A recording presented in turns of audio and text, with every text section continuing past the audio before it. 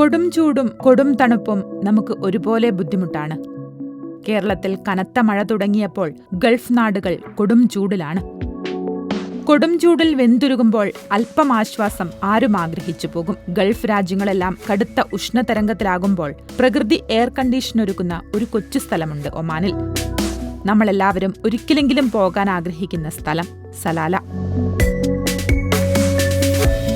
കേരളത്തിന്റെ അതേ പ്രകൃതിയിൽ സഞ്ചാരികൾക്ക് എപ്പോഴും വിസ്മയ കാഴ്ചയൊരുക്കുന്ന സലാലയിൽ ഇപ്പോൾ ഖരീഫ് സീസൺ കാലമാണ്.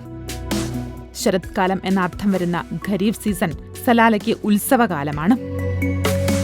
ഗൾഫ് രാജ്യങ്ങളിലെ വിനോദസഞ്ചാര കേന്ദ്രങ്ങളിൽ ഏറ്റവും മനോഹരമാണ് സലാല. മഞ്ഞും മഴയും ഇളം വെയിലും മണ്ണുമെല്ലാം കേരളത്തിന് സമാനമായ ഒമാനിലെ മനോഹരമായ സ്ഥലം. കോടമഞ്ഞും നനുത്ത മഴയുമായി സലാല മനോഹരിയായിരിക്കുന്ന കാലമാണ് ഖരീഫ്. ഖരീഫിന്റെ തുടക്കമറിയിച്ച് പ്രകൃതി പച്ചപ്പണിഞ്ഞ് ചെറിയൊരു ചാറ്റൽ മഴയോടെ സഞ്ചാരികളുടെ മനം നിറയ്ക്കാൻ സലാല ഇതാ ഒരുങ്ങിക്കഴിഞ്ഞിരിക്കുകയാണ്.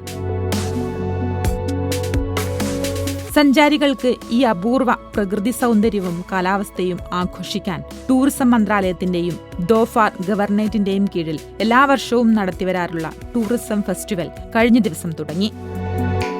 സെപ്റ്റംബർ 21 വരെയാണ് ഔദ്യോഗിക ഖരീഫ് കാലം. രാജ്യത്തെ ഏറ്റവും വലിയ വിനോദസഞ്ചാര കാലം കൂടിയാണിത്. 90 ദിവസങ്ങൾ നീണ്ടുനിൽക്കുന്ന വ്യത്യസ്ത വിനോദ പരിപാടികൾ ഫെസ്റ്റിവലിന്റെ ഭാഗമായി അരങ്ങേറും.